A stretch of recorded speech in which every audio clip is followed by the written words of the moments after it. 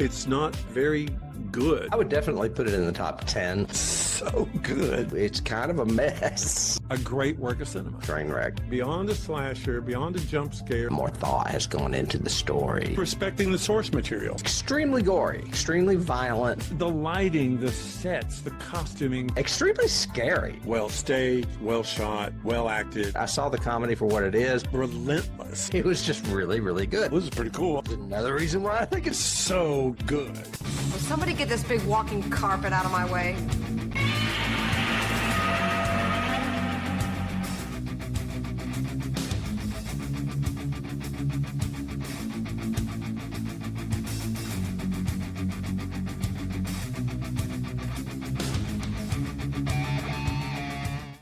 Hello, hello, hello, out there in YouTube and podcast land. You have reached Johnny Has the Keys. We talk about horror movies and science fiction films and those key elements that lift and or separate them from the average genre fare.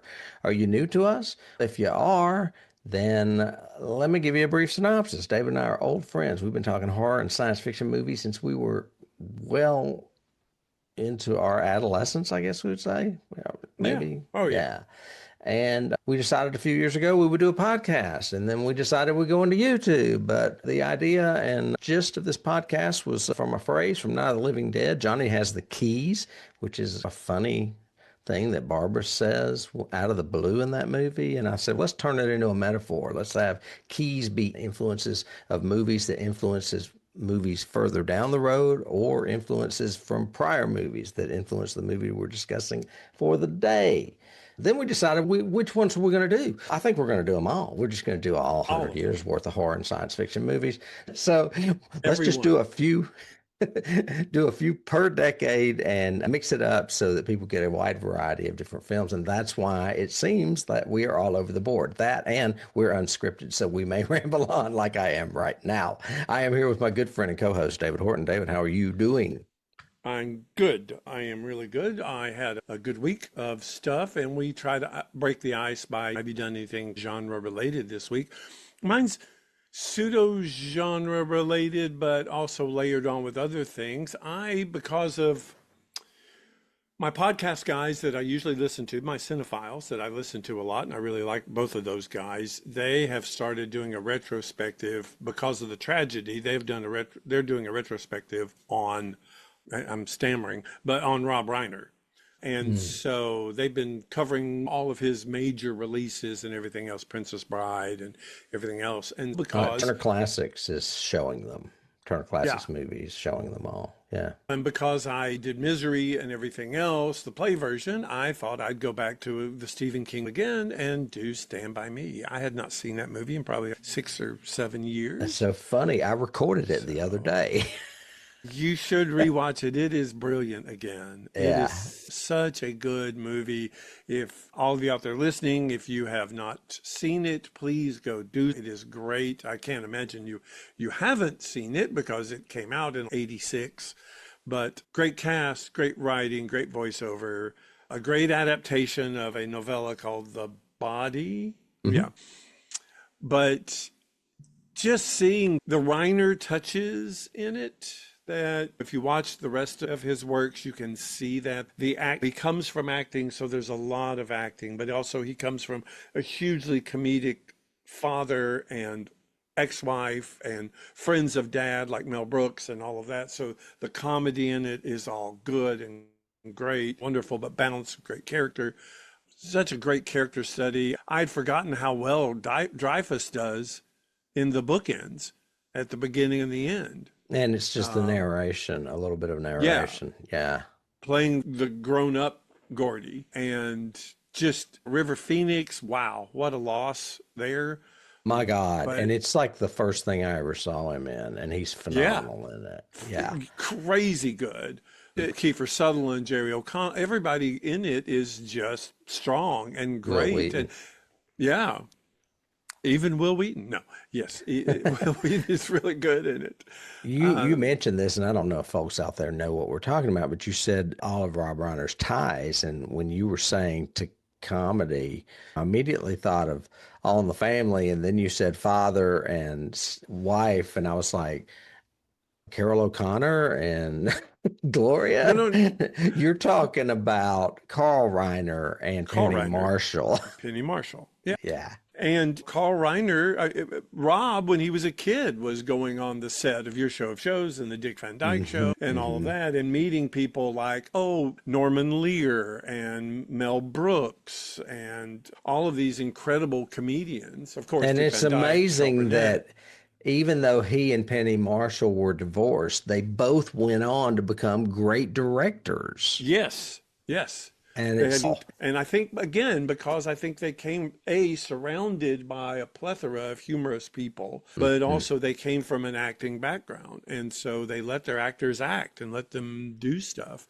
The cool thing about Cinephiles is Steve on the Cinephiles always does tremendous research for anything that they do. So he goes into extreme detail and watches like every DVD special feature and interviews and all of this stuff. And it's really interesting when he brings up, this line that we all like so much, the actor improvised that on the set and Rob said, keep it. Or, that moment where this happened, Rob made that up on the set. That wasn't in the script at all. So I love those moments. But they're doing like 5 of his movies. They're doing When Harry Met Sally, Stand By Me, I Few taped Good them all. Men. That's so funny. Oh, yeah. I just got through taping them all because I knew they were going to be on Turner Classics. Yeah. Yeah. So that's what But you anyway, did. that's what I did.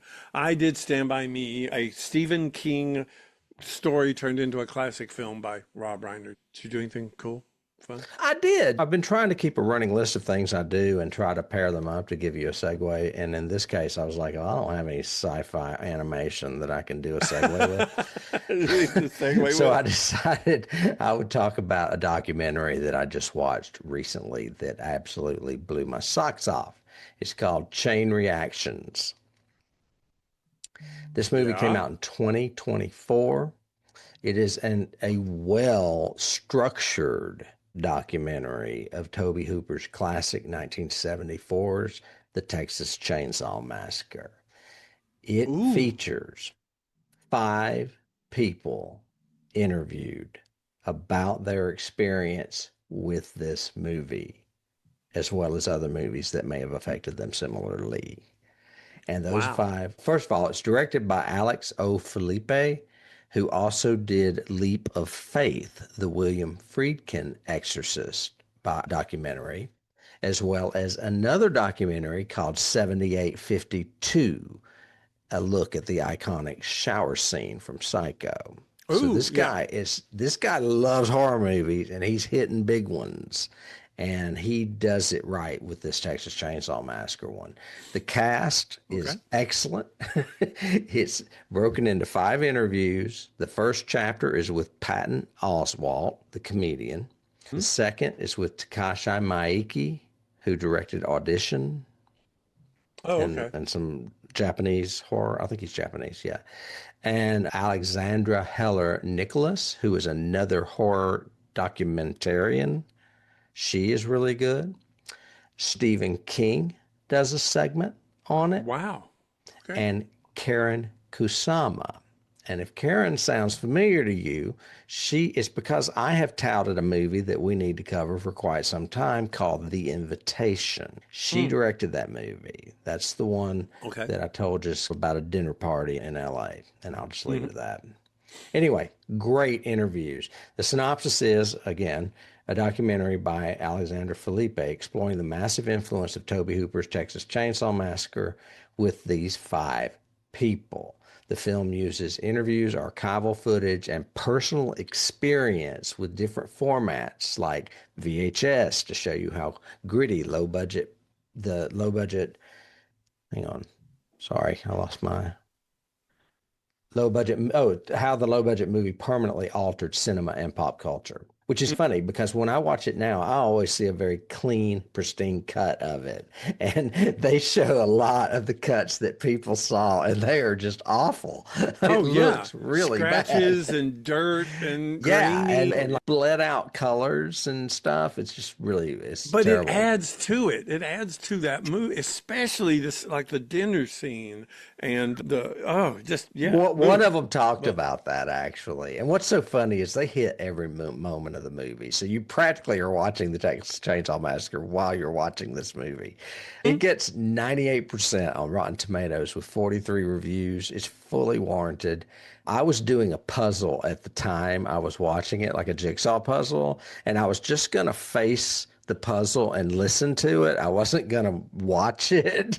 And then every time I kept listening, I was like turning. And then the second was Takashi Miike, which is totally subtitled because he's Japanese. So I had to sit down and I just, from then on out, I never got up. I just stayed on the couch and watched the entire got, thing. Yeah, it got was to great. watch the whole thing now. Yep. And then Yeah. I went back and watched the beginning with Patton Oswalt again that I had not watched.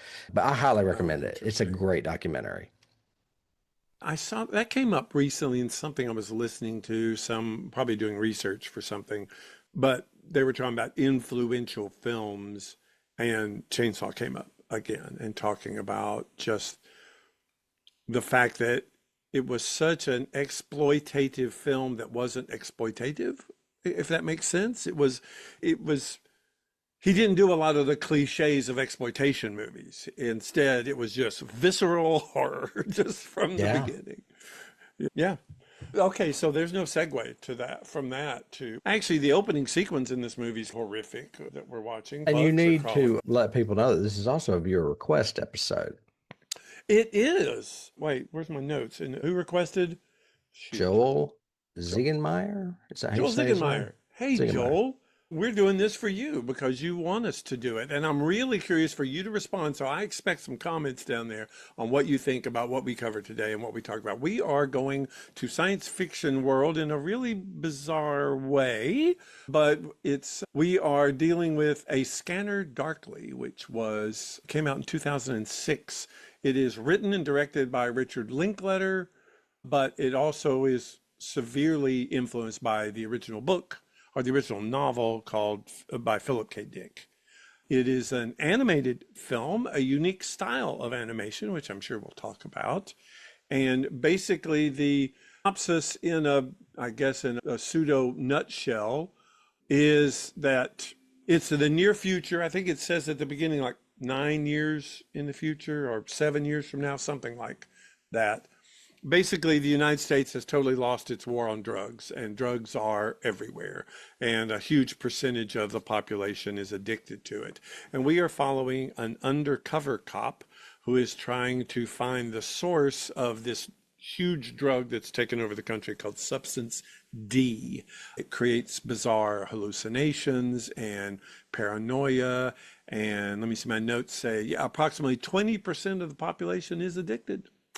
So we go into following this undercover detective who literally is undercover, but in a reverse sense. So he has what's called a scramble suit. As a matter of fact, all of the narc cops have what's called scramble suits, and they wear them at the office. So they don't know who they're talking to, who their fellow officers are in the undercover world. So it's really very paranoia inflicting from the very beginning. But he basically has a group of roommates that he's staying with who are all addicted. He himself has become addicted. And we follow him struggle to kind of keep his identity away from the people in charge. And then there's a couple of huge switches and switch ups at the very end. Had you seen this movie before? I had never even heard of this movie. I was Really? like, where Okay. did this movie come from? I can't believe it's 20 years old and I've never heard of it. But I thoroughly enjoyed it. I actually watched it twice. Really? Okay, Yeah. cool. Let's talk then. What did you enjoy? What did you like? What surprised you? I think what it is that I like Philip K. Dick, And I think that Blade Runner is probably the best adaptation of it. I've never read him. I'm assuming it's a good adaptation. It's certainly a good movie. It would be my favorite adaptation of his, let's put it that way. But then he also did Total Recall, which when I saw it in the 90s, I thought was pretty good. And then when we covered it a couple seasons ago, I was like, this movie's awful. I hated it. And I was like, so to see this movie represent a well beloved novel of his, I thought it was great because there's not a lot of science fiction elements to it other than the scramble suit. It's set in a reality of our own. They even say this happened a couple of years from now or something. So it's not heavy sci-fi like Blade Runner or Total Recall. And I just got into it. Plus the cast is amazing. The cast is simply amazing. I was like, this is a great cast. Did you like the style that he chose? The rotoscope, Yeah. I didn't mind it. I was wondering why. Why would he do that? Why didn't he just film it? And then I thought, you know what? It's a great cast, but Keanu's better animated than he is live. So much better. Yeah. Yeah, I would agree with you because you know how I feel about, whoa, Keanu. So yes, I would. He's not the most expressive of actors, but when he's animated, you don't notice it as much. And then you've got him surrounded with Woody Harrelson and Robert Downey Jr., and he looks like he's part of the ensemble. Yeah, great casting for it. I think from what I can tell from the research and looking into it, basically Linkletter had done this with his earlier project. So he had done it with the film right before this, which unfortunately I don't see in my notes and I can't tell you. But he had done it rotoscoping in it and wanted to do it for this just because of the hallucination. He felt he could add more to the paranoia and the hallucination by doing it. It's also very, what he called in an interview, sloppy rotoscope. So if you look at other people that were doing rotoscope in the 70s and late 70s and 80s, like Ralph Bakshi and everything, it's very clean rotoscope. This is, even when they're just sitting in the diner talking, their face is moving a little bit and shadows move and colors move across it and stuff like that. So it's very abstract in making us feel like we don't know what we're seeing is real or not and what to trust or not, which I thought was a pretty cool concept and thematic that worked all the way through it. It's not just the scatter suits that are changing. It's everybody I'm looking at, even sitting across from the table from me. Make sense? Yes. I'm looking up the movie you were talking about. When did this movie come out? 2006? 86. Yeah.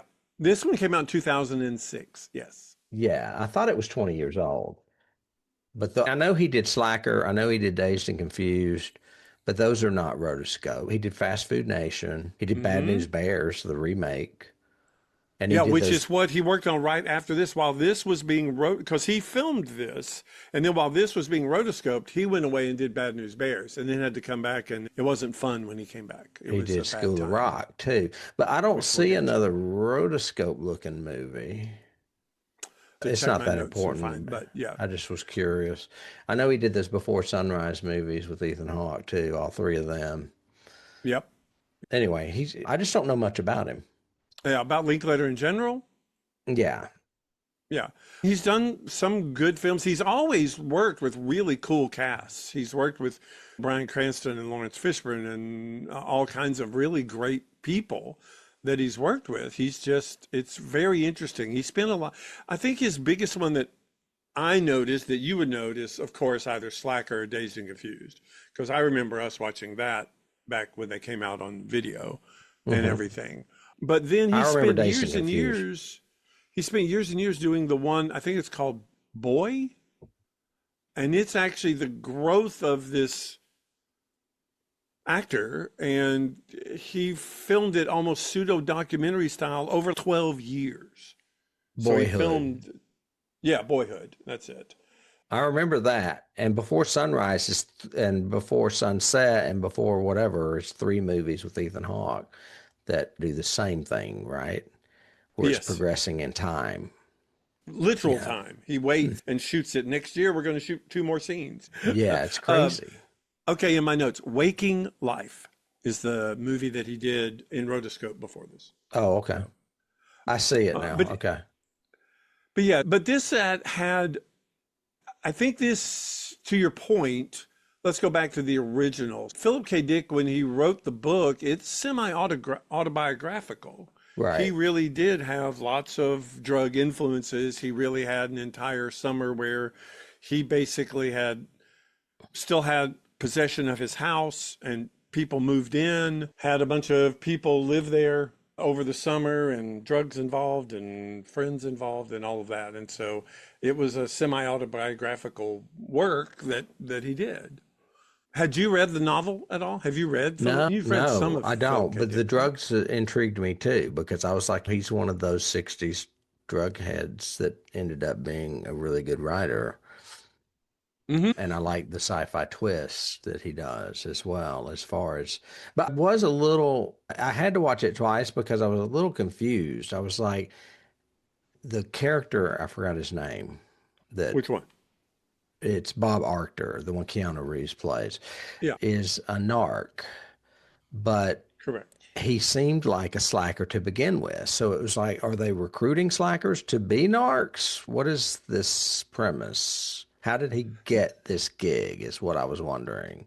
Yeah, I haven't read the original novel, but I'm assuming yes, they are recruiting people that could blend into, because Okay. in other movies where you've seen undercover cops, they look like they're rough and grisly. Okay. Even I remember Hill Street Blues, the guy that was always the undercover cop was I think his name was Bender or something like that, like the same as Breakfast Club, but Belker was his name, but he kept biting people. That was his big deal. If suspects would run away, he would bite them like on the ankle or the hand or something, because it's just the way they are.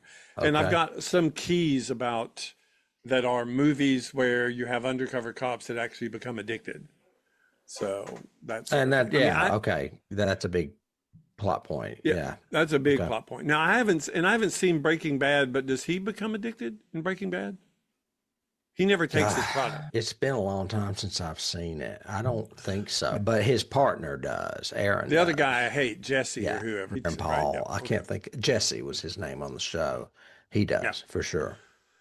But if you have the opportunity, I've got in my notes, Philip K. Dick wrote 45 novels, 121 short stories, That's a and they lot. are all science fiction. They're all about the nature of perception, reality, identity, corporations, drug abuse, altered states of consciousness. They're all paranoid delusions, almost a lot of them. Mhm. Especially, I remember when I first got interested in Dick back right after, right in college, I couldn't read a lot of his short stories in a row because you got really uber paranoid just reading his stuff. That's funny. Because it's all this, don't trust anything around you. You can't, The Matrix, heavily inspired by Philip K. Dick. That's the Okay. whole thing. So yeah, so the original story, autobiographical, but he wanted to place it in, again, what he thinks is his own version of an altered reality, the near future, where these things could happen and they could be real and they could seem real. So where all that came from. Okay. The only other thing I have as far as production is that Terry Gilliam originally wanted to make this movie. Makes perfect sense. And it was in the 90s, though. And I guess maybe that's when Richard Linklater got word and decided, no, I'm going to make it in the Yes. 2000s. But yeah, I could see Terry Gilliam doing it as well. But he probably wouldn't have animated it. No, he would have done it in his own weird style, very Brazil, Yeah. that look. It would have been, yeah, which may have worked or may not have. I'm very happy with this version of it, though. While we're in production, let's talk about the style. So this movie is rotoscoped. People need to get used to that. I do think except for the one poster they put out, which had everybody looking realistic, like looking through the blinds. Right there. Yeah. That's except for still that. animated, though. Yeah, but that's animated. Look at the difference in the two pictures you've got, the animation in that, and then opposed to that whole, I don't want to call it pixeled, but it looks almost like oil painting. Yeah, it's like different. rotoscoping It looks like patches. watercolor, like you would paint the Yeah. numbers. Yeah, different patches on the Mhm. face and the body and everything else. And like I said, even in like the diner scene, I always remember with not Anthony Michael Hall, Robert Downey Jr., and his face is still modeled and moving, and little patches are moving around it and everything else, even while he's talking. So he chose rotoscoping. He wanted to do rotoscoping. I did, in studying and looking into this, rotoscoping was actually invented by Max Fleischer. I didn't know that. The big Fleischer cartoons that you always used to hear about in the 30s, right? But in the pre-Disney era, Max No, but Fleischer didn't I invented, think of Richard Fleischer, and he did 20,000 Leagues, which was a Disney movie. Were they well, yeah, related? and I think they are. And I also think there's a Larry Fleischer that's his grandson, who's also Oh, in film. interesting. But it was invented in 1915, so over 100 and X number of years ago. And Well, it, is it kind of looks like the original Disney cartoons, like Steamboat Willie looks rotoscoped Steamboat because it Willie looks like isn't, flaps. but yes, Disney really picked up on it. The ones that I've got are the big ones are Popeye, Betty Mm. Boop, Cab Calloway, like Minnie the Moocher, Snow Felix White, the cat, maybe. yeah, Felix the Cat, Snow White, especially dancing sequences and stuff like that. I think for modern audiences, not modern, but like when we were growing up, the first big version of it that I remember was Aha when they The did it video, for Take on Me. the Yeah. video. Yeah. And then of course Cool World did it and other ones will come up when we talk about keys. Okay. But Ralph Bakshi, that was his big deal was he loved rotoscoping and loved doing it. But like I said, this is a particular style of rotoscoping that is different than Snow White, for example. You know, Snow White is rotoscoped, those dance sequences and her going through the woods, but it doesn't look like this film, stylistically or No, they anything. went to pains to make it seamless, whereas this film does not. Correct. Yeah. Correct. Part of that I have in production is the struggles that they had. They spent 18 months animating this movie. I saw He that. only It he only filmed in 23 days, but it took 18 months to animate. Correct. That's Just a little over crazy. 3 weeks to film, but it took 18 months to animate. Part of that is because he had to leave. So he edited, put it together, had the shots that he wanted, everything else, sent it off to the animators, which were these four guys who were going to animate it. They were going to build the teams and animate it. And he went off and did Bad News Bears. Came back and they had 6 minutes done. And the studio was freaking out. And it literally was like 6 months later. And they had 6 minutes finished. And Linklater freaked and was like, "What are you doing? I need all this." But evidently it was really bad, what do you call, management of the animation process and the post-production process. So much so that when the four guys went to breakfast one morning, the producer came in and locked them out of all of their workstations and fired them and hired two new guys to replace them, two local artists that he had been talking about. We're having trouble with these animators and they're not working and it sucks and blah, blah, blah. And they're wanting $2 more million and all this. So guys named Jason Archer and Paul Beck really saved the project. And within 4 months had turned it around, but then it still took an additional 6 months, additional year to finish all of the animation for it. So Linklater wasn't pleased at all with the whole process. He liked it at the end, but he didn't like the process that they had to go through to get it done. So budget rose by 2.5 million just to cover the 6 months of additional rotoscoping. So yeah. Wow. Meanwhile, the actors are sitting around going, "Hey man, we filmed that thing like a year ago, didn't we?" I have a feeling that actors are used to that shit. They've Oh they've yeah. got shit in the can that they don't see for years. Oh yeah, I'm sure. I'm sure. But especially with this cast, that's a good segue to cast because these guys are. We didn't do scenes. Oh, If you want to scenes talk is a about good one. scenes, mine, Well, I'm going to say the opening freaked me out with the what's his name character Wreck. Is that his name? Rick, yeah, Freck.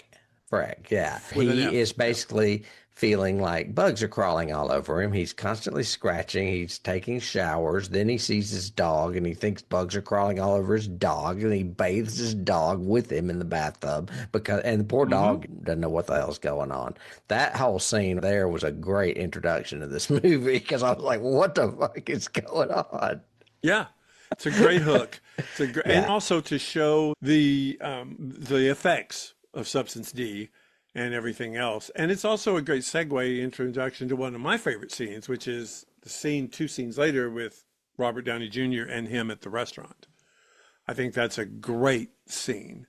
He's trying to be calm and not be paranoid, but the whole time it's Rory Cochrane, so he's kind of like doing that whole look around with the big eyes the whole time. Right. Meanwhile, Downey Jr. is just a tour de force this entire movie. Just everything he's talking about, and he's very, I would think nowadays he would probably be a character that's definitely on the spectrum in some way, but he is just uber intelligent and crazy and everything else. And paranoid. Yeah. Yeah, but also so calming the whole time. You need to do this way and blah, blah, blah. And he's just, So I love that scene.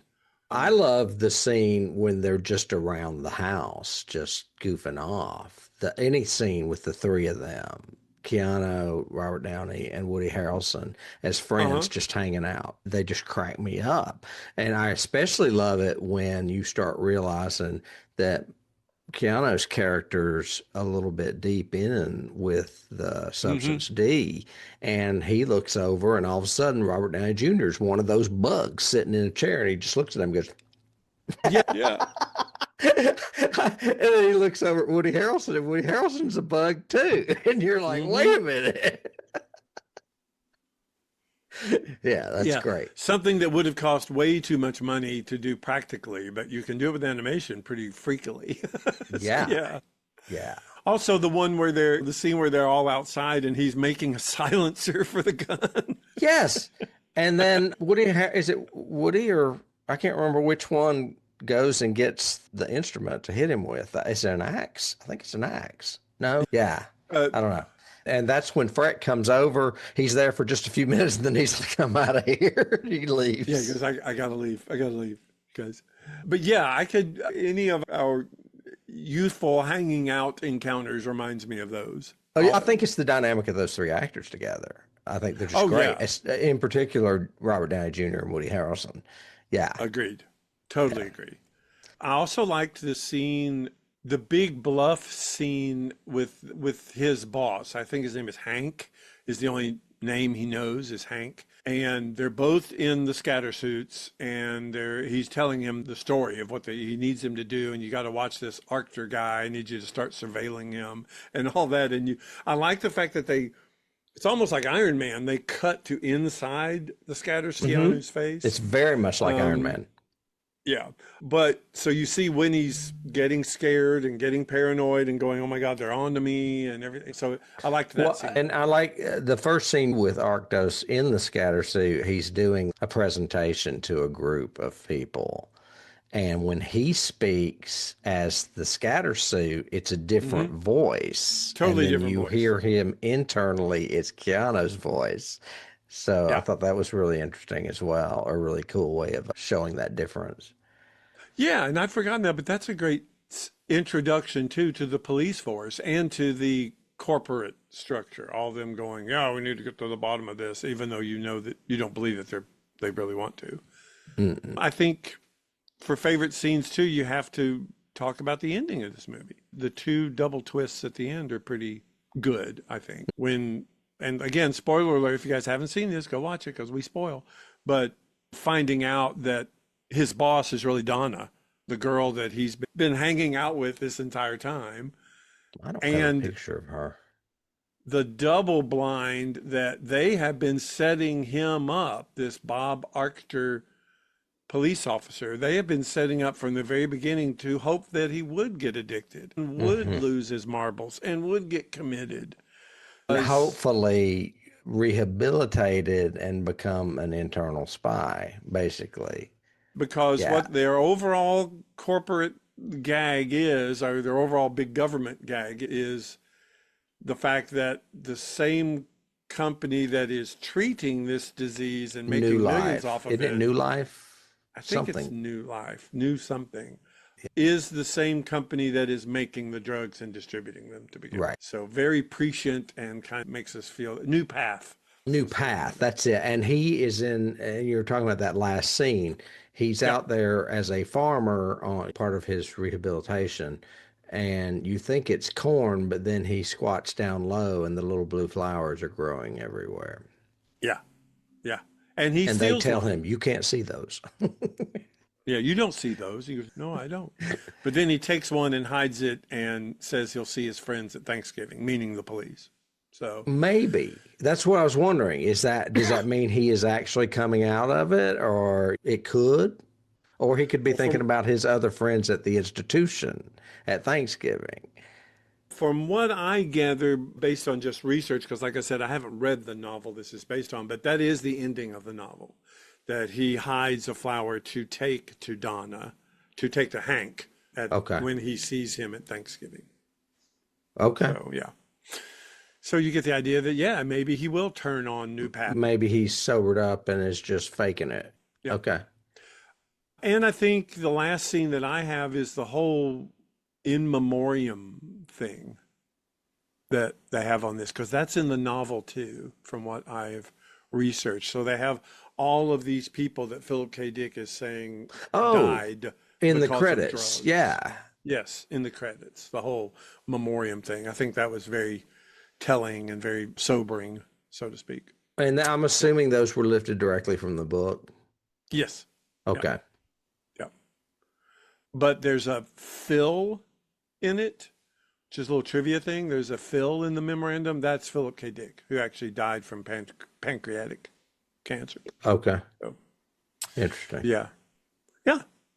I can move on to cast if you want. Sure. I'm only going to talk about 5 of them because really it's only the 5 that we know. Starting with Roy Cochran, who, as I mentioned when we talked about him earlier this season, was in Dazed and Confused, as well as he's in Yellowstone now, and a movie I saw called Antlers, a horror movie. I bet you had no idea we'd be covering 2 movies with him in it this season, did you? I did not. No, I did not. Because he is one of the leads in Oculus as well, the Mike Flanagan movie that we covered really early on in the season. Yes. He's great. I want to see more of him. I like him a lot. Yes. Really good. Yeah, I Really think so good. too. And the part of, what is it, Freck? Yeah. Freck. He's Was right created here. specifically. He's not in the novel. So it was created by Linkletter for this film. For Oh, Rory I didn't Cochran. know that. Okay. Yeah, he wrote it specifically for him because he thought he could give that paranoia and that very frightened. Now which that he you does. mention it, that makes perfect sense because it is an introduction to the movie, but he's not an essential part of their friend group. Correct. And he kinda doesn't really pops in do and anything out. to the plot. Okay, that makes sense. It's a good addition. Second, we have, it's funny, I'm doing this, I guess. I don't know why they have it. In It must show be order. in order of appearance, maybe, because In order of appearance, we next have, is Robert Downey Jr. and not Yep. Keanu.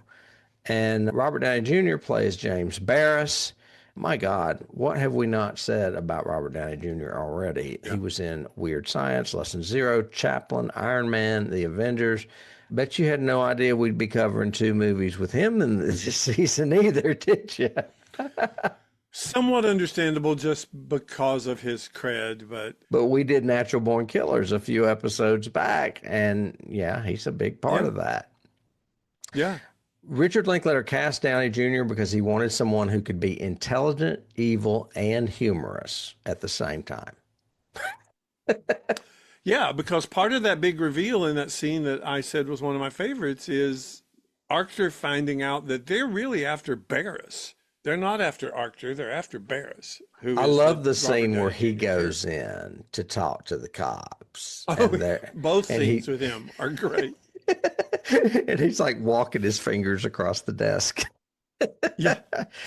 I was like, I really wish I could see this not animated because he's doing all that shit. I've got that he wrote most of his lines down on Post-it notes and scattered them around, very Brando-esque, so that he could read them off while filming a scene. The rotoscoping team animated over the notes to prevent them from being seen. Yep. I also have, according to notes about Downey Jr., he also wrote them down as run-on sentences. So he would change the meter of it when he was working on memorizing them and doing them. So he wouldn't have the inflection based on the punctuation. So he wrote That's them all great. as giant run-on sentences and everything else. And even some of them he had to convert into acronyms so that he could help memorize them. So it was very interesting, his process. If you look at some of the notes on the making of this, they talk about the process of each of them. Cochran, I've got it at his that he literally came up with character bits like 5 minutes before the scene. He would go to Linklater and say, can I do this? Can I do this? Can I do this? And just bombard him with all of these ideas that he just came up with. Maybe not just came up with, but just approach Linklater with them for how to do them. So that's the way he worked. And Downey Jr., of course, worked with all the Post-its and everything else. So interesting. And then Reeves, of course, read the book. He read the book and kept it on set religiously. He even marked scenes and highlighted corresponding pages. It's just different approaches. Yeah, very interesting. I've got Keanu Reeves next. He played Bob Arctor, as I mentioned. We know him from the Bill and Ted movies, Speed, Dracula, which we have covered, John Wick, and The Matrix, which we have covered. Yep. However, when Linklater first considered Keanu Reeves for this role, he was afraid that Reeves would turn him down because he had just finished The Matrix, and he thought that another science fiction movie would be out of the question. But that was not the case at all. Reeves was definitely interested. I think I mentioned this maybe when we did Dracula or The Matrix, but did you know that Keanu's mother, Patricia, she goes by Patrick, Patric, Reeves, was a costume designer, and that she did Alice Cooper's costumes? No. I know. That weighs highly with me because I'm a big Alice Cooper fan. You've seen a lot of those costumes in person. Yeah, recently, actually. Yeah. That's funny. But yeah, I thought that was interesting. Next up, the big surprise for me in this movie, and I thought she was fantastic, was Winona Ryder, who we're starting to see her more again. She was big in the 80s, then she dropped out of sight for a while, and then she came back. We know her originally from Beetlejuice and Heathers and Mermaids, but then she has come, and Dracula. We've covered Dracula. But then here lately, she got regained popularity with Stranger Things on Netflix. Winona said that this was the most difficult story and script she ever read for.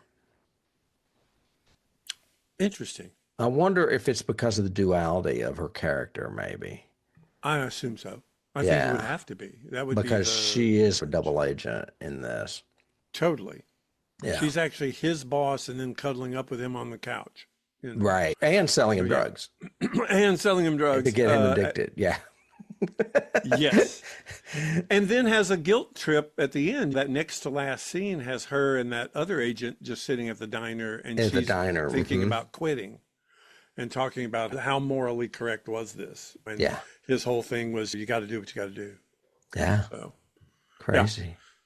Yeah. Next, we have Woody Harrelson. Bet you didn't know we'd be covering 2 movies with Woody Harrelson this season either, did you? It's crazy. Yeah, another natural born killer with Robert Downey Jr. What can we say about Woody?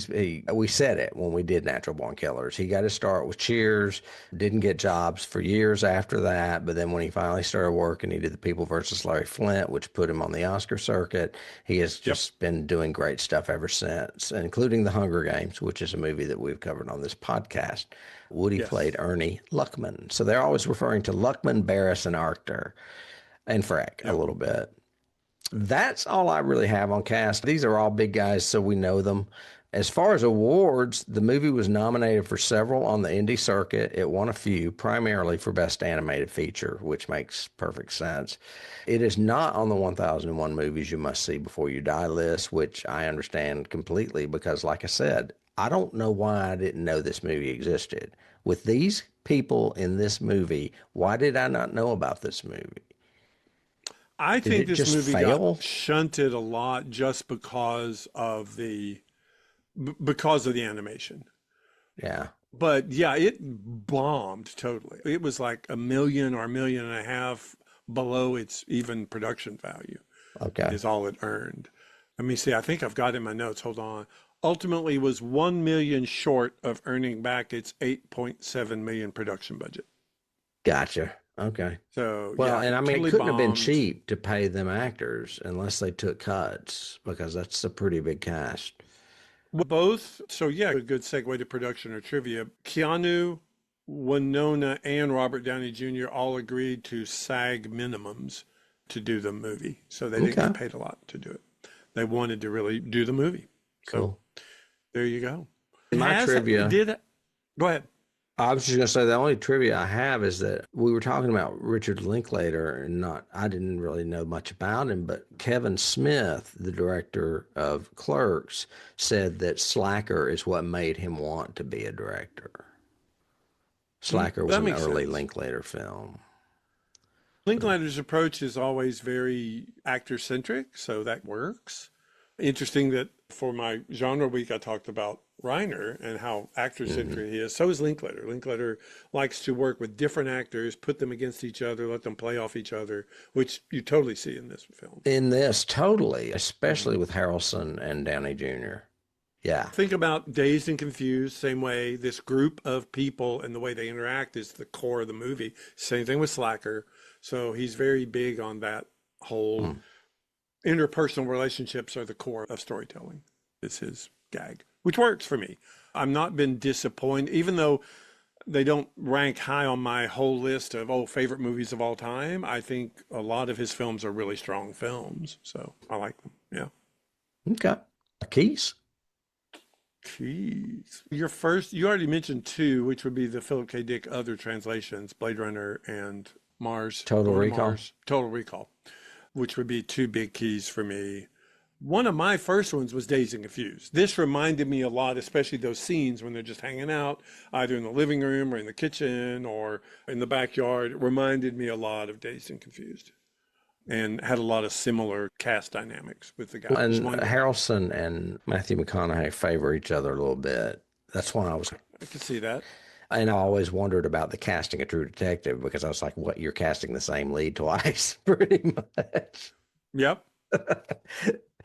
I have, of course, Take on Me, which is the video, Yep. because that's the first thing I thought of when you said rotoscope. But I jotted Steamboat Willie down because that makes me think of rotoscope too. Yeah, it can. Another one I have is that is again a Philip K. Dick story is Minority Report, the Steven Spielberg film. Oh, I That's forgot we also did that too. yeah, and that's also based on a Philip K. Dick novel.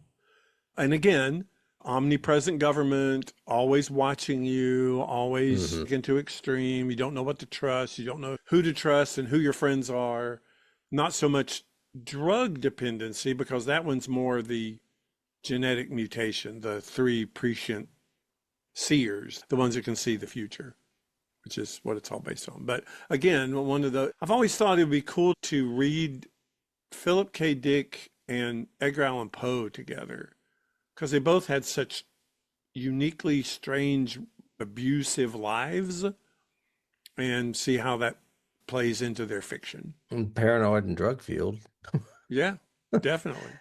Uh, And both died too young and both died because of diseases they probably could have prevented, whether it's alcoholism or pancreatic drug abuse and stuff. I have the Bible. The I love always, Bible. I always say that when I Okay. can. Yeah, Corinthians 13:12 reads, "For now we see through a glass darkly, Oh, but then face to face. Now I know in part, but then I shall know even as I am known." It is a it is directly quoted from the Bible. So, but yeah. the title that is through a glass Yeah. darkly. So it was I through a think scanner darkly, but yeah. I think you cannot mention you cannot I strongly suspect that Linklater was influenced by one of the biggest rotoscopers ever, who was Ralph Bakshi, who I mentioned before, who from the 70s with Wizards, he did Lord of the Rings, his version of it, which was all rotoscoped, American Pop, Fire and Ice, Cool World, all rotoscoped, full Okay. length films. So I think that was a huge influence. I also have other rotoscope. I have Lucy in the Sky with Diamonds was rotoscoped, and I did not know that. The video? Yeah, the video Or are to you the talking about maybe a Yellow marine? Submarine. Yeah, Yeah, yeah. It looks so I could see that. So yeah, would it would be Yellow Submarine, really, the whole movie probably. correct. Yeah, that'd probably be a better reference for us. Of course, we I said sci-fi. have Less Than Zero, which is another movie where Downey Ooh, Jr. yeah. plays a drug addict. It just reminded me of it. It was an old Robert Downey Jr. movie. I found it really interesting when I sat down to write notes that, like you said, so many of these actors, not only have we done them either this year or in the past, but they've paired together. Keanu and Winona and Dracula, Robert Downey Jr. and Woody, In Natural Born Killers. and there's a couple of others that where they were all paired together. What was it? It was another one that I didn't write it down in my notes. Damn it. I have one more key that I can think of off the top of my head, and that's the Yeah, Matrix, because the of pills were course. red. Oh yeah. The substance D was red. Yeah. Yeah. And I love how whenever they ask, how much do you take? They always say, not very much. Yeah. A It's couple. always not Yeah. very much. Not very much. They never specify how much they're doing. It's always not very much. Yeah. And the whole subtext underneath it of you do take more. They even show him at first, he's just dropping a couple of those tabs that Downey Jr. gives him. And then later on, he's doing three. And then you see the one where he does three. And then just a few minutes later, he takes out and does two more when he's starting to hallucinate about her and everything else. So yeah, it's a strangely prescient movie even now in the modern world we're living in with everybody's got to be on body cams and you've got to, but then your deep fakes, you don't know, do I trust that? Is that real? Is that not? So, Well, now, out of all the Philip K. Dick movies you've seen, which we've uh-huh. already talked about on here, where would this fall? Because to me, I it would be think second to this Blade would be Runner. third. This would be third for me. Mine would be Blade Runner, and we're not thinking about 49, even though that's a really cool one, but it's not based on a Philip K. Dick I story. don't think I've So seen that. What is that? Blade Runner 49, the Oh, sequel. the sequel. I got you. No, I'm talking about just Blade Runner. So yeah, mine would be Blade Runner Minority Scanner, Okay. Yeah, I and can't put then Tom Cruise. But Total honestly, I think Recall. it's funny that Tom Cruise is in one and Keanu's in another and Arnold Schwarzenegger's in another. That's three actors I am not crazy about. Yep. But I would I was take looking this at one over Minority just because I liked the story better. that. So these are keys too, and I'm glad you went there. So Screamers is another one that's based on Philip K. Dick. The Adjustment Bureau is a time traveling one that's based on Philip K. Dick. And there was an Amazon Prime season series called The Man in the High Castle. Oh, that is him. I And forgot that. that's Philip K. Dick. And that's more societal, less paranoid, because basically the premise It's is an that, alternate history, isn't it? I think. yeah, basically the Axis won World War II and they took over the United States. So that's where that story comes from. But there is a series you can find. It was a BBC series. I'm not sure. I guess you could probably find it on YouTube or one of the streamers will have it or whatever. But it was called Electric Dreams. And I've watched like four. I think it's got like only has like 10 episodes, but I've watched four of them and they're all really good, but very Philip K. Dick. Okay. One is a guy who suddenly he's on a Martian colony and he settling down with dinner with his family and suddenly he's arrested and they say that at the lab that day he killed like three people. He has no memory of it whatsoever. And it's all this big, did he, didn't he, is this a government conspiracy trial story? It's really good. But anyway, I digress. Philip K. Dick is paranoid as hell. Okay. So, It speaks volumes that there have been so many yeah, adaptations of his work. So, yeah. And I'm really glad you liked it. I'm glad I picked it to go on there. I had only seen it you once didn't pick before. it. Joel picked it. Oh, that's right. Joel picked it. Joel did pick it. Joel, I'm sorry. I disregarded you there. I'd only seen it once before. But Joel, let us know what you think and what your lovely wife thinks and any of your friends and followers. Let us Tell us what you guys think. If you liked Scanner Darkly, if you didn't, we'd love to hear from you. Also, we would love to hear in general what you think. Give us your comments down below, ring the bell, subscribe, do all those things. We also have a Patreon if you want to support us and keep the show going. We are nearing the end of season 8 and starting the planning of season 9. So that'll be fun to see. And if you have a film that you would like for us to cover, let us know. Suggest it and tell us and all that. I'm just happy that you're doing the outro for me. I am doing the outro for you. You used to be doing it. Do that more. I should be doing this, but I was just going to let you go with it. Well, no, you go ahead and finish. And Well, you pretty much did finish. We do have some shows over there on Patreon. If you guys would like to go over there and see more of us, we've got free shows. We've got tiered shows. If you do want to help us out a little further by donating, we've got shows over there that you can subscribe to, including Star Trek. What is it? The Lithium Chamber, which is basically us dissecting each episode of the original runs of Star Trek. And we have done 4 seasons of the X-Files on X-Files Classified. Those are, like I said, subscription-based tiered, but there's free stuff over there as well if you want to go over there and dip your toe in the water. And until next week, when we're not going to necessarily be in horror world, but we are definitely in suspense world. Definitely in suspense. We've started expanding this season into suspense and fantasy. Last season, actually. And, 2 seasons. But I don't know. There are some things that are pretty horrific. Yeah. In the movie next week. So, yeah. And I will see you then, David. I'll see you then. Thanks for sharing the outro. You're welcome. Bye.